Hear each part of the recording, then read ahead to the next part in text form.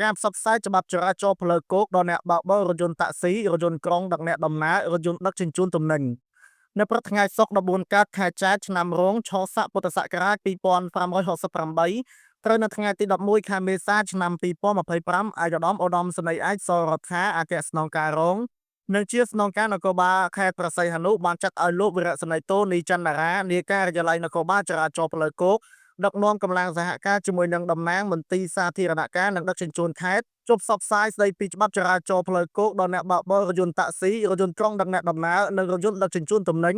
នៅចំណតរថយន្តមហោស្រពចាស់ស្ថិតនៅក្នុងសង្កាត់លេខ2ក្រុងនិងខេត្តព្រះសីហនុខ្លឹមសារផ្សព្វផ្សាយមានដូចខាងក្រោមសុវត្ថិភាពក្នុងការបើកបរយានជំនិះលើដងផ្លូវការគោរពច្បាប់ចរាចរណ៍ផ្លូវគោកមិនបើកបញ្ច្រាត់ទិសដៅចរាចរណ៍មិនវ៉ាជែងក្នុងស្ថានភាពគ្រោះថ្នាក់គោរពផ្លាកសញ្ញាភ្លើងសញ្ញាចរាចរណ៍មិនបើកបរមានល្បឿនលឿនមិនបើកបរក្នុងស្ថានភាពស្រវឹងឬងងុយដេកជៀសវាងពីការប្រើប្រាស់គ្រឿងញៀនជាដាច់ខាតជាពិសេសនៅក្នុងថ្ងៃឈប់សម្រាកក្នុងឱកាសពិធីបុណ្យចូលឆ្នាំថ្មីប្រពៃណីជាតិខ្មែរសូមបងប្អូនទាំងអស់ជួយផ្សព្វផ្សាយបន្តដល់អ្នកបើកបររថយន្តទាំងអស់បើកបរដោយការប្រុងប្រយ័ត្នឲ្យបានខ្ពស់ដើម្បីជៀសផុតពីករណីគ្រោះថ្នាក់ចរាចរណ៍កើតឡើងជាយថាហេតុសម្រាប់ YouTube លោកអ្នកគ្រាន់តែវាយពី SNTV Breaking News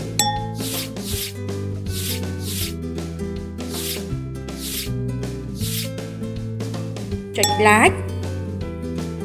Subscribe និងរូបកណ្ដឹងជាការស្រេចនឹងទទួលបានព័ត៌មានថ្មីៗជារៀងរាល់ថ្ងៃ